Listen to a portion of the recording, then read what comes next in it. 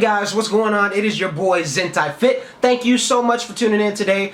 Today we are talking about what's new in comic books, the new releases. So without further ado, I want to talk about the comics that I read this week and review them with you guys. Let's get into it.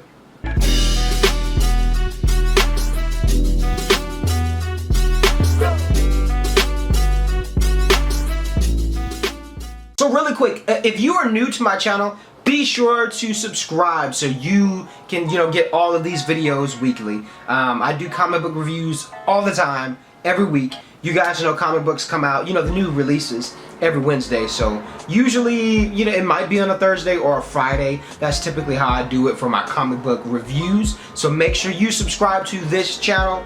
Follow me on all social media platforms because I'm always dishing out content. Whether it's comic book related, skits, or reactions, I always have something coming out. So make sure you hit that subscribe button. Today we are going to be reviewing 3 different comic books. I was a little nervous at first, honestly, to do this because I did it, with the first episode where I actually combined the picks that I have for the week. And by the way, so just some of you may be confused.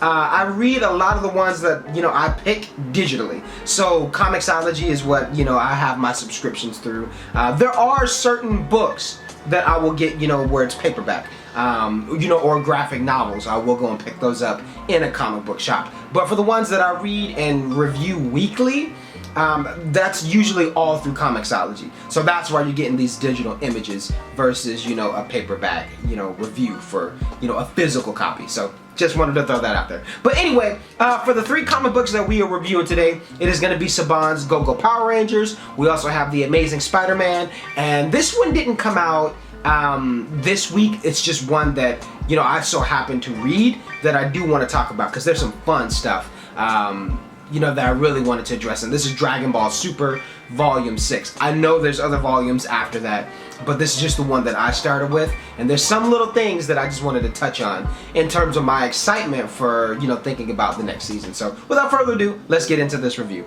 So the way I'm going to review these comic books, we have the good, we have the nerdy, and we also have a star rating, meaning, 5 star, 4 stars out of 5, whatever, I'm gonna give, the top, 5 stars in terms of my rating, how I personally would rate each comic. So again, we have, the good, nerdy, and then a star rating for the end of each one. So with Saban's Go-Go Power Rangers, the flashback scenes, with Shattered Grid were just freaking awesome. I absolutely love that. It's something that, it just brought me back to that 2018 excitement of the summer and the release of Shattered Grid, and to have that call back, to those moments and to see kind of like that whole war was just awesome.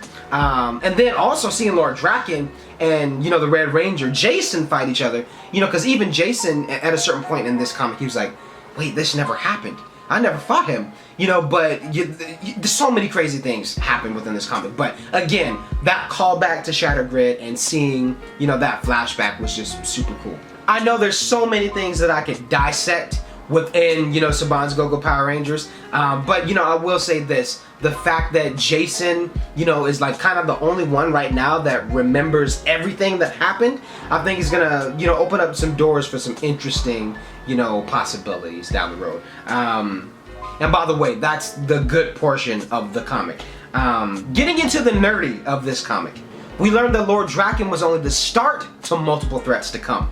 And in this comic, we also see some dark figures that are very familiar. I know one is Dane, and that other, mutant guy who's kind of been infected with morphin energy, and then there's like another unknown character they're all kind of like standing with each other. So I think that statement alone, like Lord Draken was just the start, really opens up bigger possibilities where it's like, yeah, this franchise is growing and new characters are coming. Like, I think that's an interesting thing to kind of grow off of, the story and the characters that we love. As far as the star rating, I would give this one a 4 out of 5. Definitely a 4 out of 5. And I wouldn't give it a 5 out of 5 only because for me there's that little piece of where I can see how some people may get confused if you are jumping in or if you have been reading for a while. There was just a small moment for me where I was like, wait, are these those characters? Or wait, is this Mighty Morphin Power Rangers, or is this Saban's Go-Go? You know what I mean? Because of seeing certain familiar characters within the same, stories can get a little, confusing at times. But nonetheless, still a great comic, still a great story. I like what they're doing. I like where they're going with this. It's not beyond the grid, you know what I mean? So I'm very happy with Necessary Evil thus far. Now let's talk about the Amazing Spider-Man. We're gonna start off with the good in this comic. You get the classic MJ Spider-Man relationship, not in a cheesy way, but everything fans love about the two and the complications that come with it are in this book. Which honestly gets me very, very excited for the new series from J.J. Abrams, which is going to be coming very, very soon. So I know some, you just have to check with like your local comic book shops, because I know a few places are doing launch parties for this. So I'm excited to see who this new villain is and learn a little bit more about that character and to see this story, because for a little bit, for me personally, I feel like, there were moments where the Amazing Spider-Man was kind of dry. There were moments where it was a little hard to kind of get through, but, and I'm talking, this is just previous, I would say with, over the last year or so. And then we got to, the Hunted, series, which I thought was really good and intriguing. And then now, we're still kind of picking up on some good momentum. So I'm really liking what they're doing so far with TASM. Keep it up. Getting into the nerdy in this Amazing Spider-Man comic. Peter Parker has a sister that works for S.H.I.E.L.D. as a spy? Since when? Teresa Parker. I literally knew nothing about this until reading this comic book. Like, gosh, I need to keep up on my current events, man. As far as the star rating for this one, I'm gonna give it a 4 out of 5 as well. I'll give it a 4 out of 5. I enjoyed it. I think it was definitely up there. I didn't have too many problems with it, you know what I mean? Yeah, I give it a good solid 4 out of 5. Now, I also lastly want to talk about Dragon Ball Super Volume 6. And I only bring up Dragon Ball Super Volume 6 because there's a specific moment within this, whole manga that really brought up something interesting and something that I was hoping to see, which maybe you guys could correct me if you watched the anime, maybe you've seen it. I think they briefly touched on it, but it wasn't like in depth or anything. So in this, in Volume 6, it's really all just gear up towards the Tournament of Power if you're familiar with Dragon Ball Super and you watch the anime. So really it's kind of just gearing up, where Goku is, having to get 10 Z Warriors to be a part of, the Tournament of Power. So anyway, he visits Popo and Dende. Because he needs help to find Android 17 to get him to be a part of, the Z Warrior squad. And anyway, they're like, yeah, they'll help him out. So they end up, taking Goku to where Android 17 is. But while they're on their way there,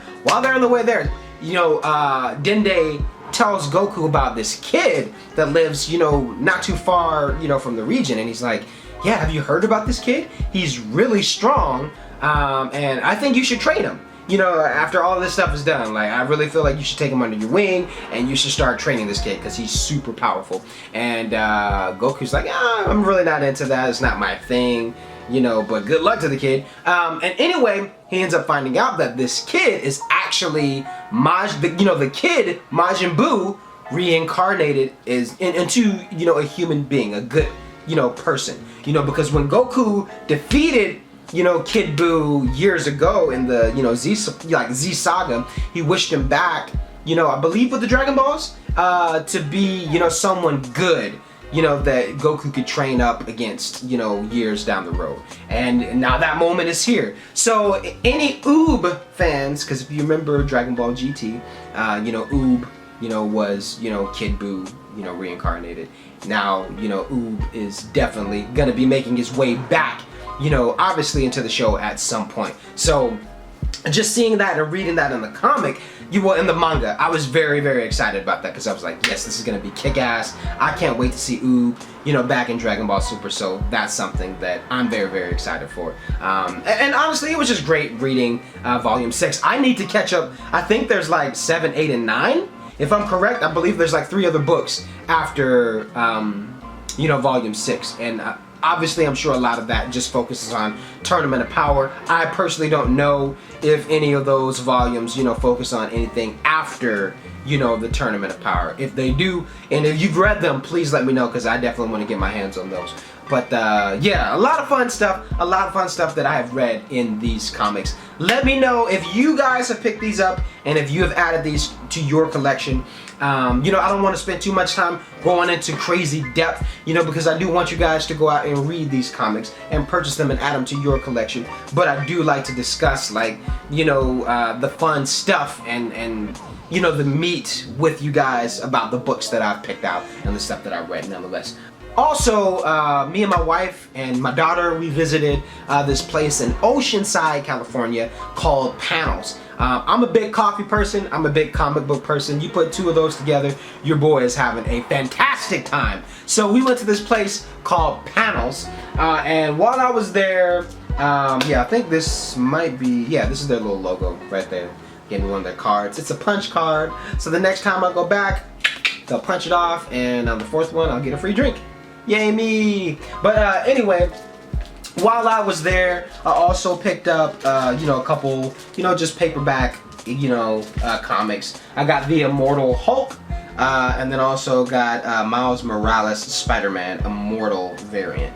I gotta look into this whole Immortal thing. What is going on with that? Must be some crazy stuff going on with Marvel. Mind you guys, like a lot of the stuff that I read, the digital stuff, that is the mainstream stuff that I read. So I don't have a lot on my roster. So I'm very familiar with the Amazing Spider-Man, very familiar with everything Power Rangers. But when it, gets into the whole universe of Marvel and kind of the bigger picture of what's going on, I just kind of have to do my research online, because there's a lot of stuff that I do not have inside of my pool, but I definitely try to stay updated as best as I can so I can update you guys as well. So yeah, if you have read these, let me know. I'm gonna be reading these over the course of this weekend. Super excited to get these in my hands as well. Plus, when you visit a comic book shop, you got to pick up something, so I was happy to add those to the collection. But thank you guys so very much for watching. Again, if you are new to my channel and if you like this video, make sure you smash that like button.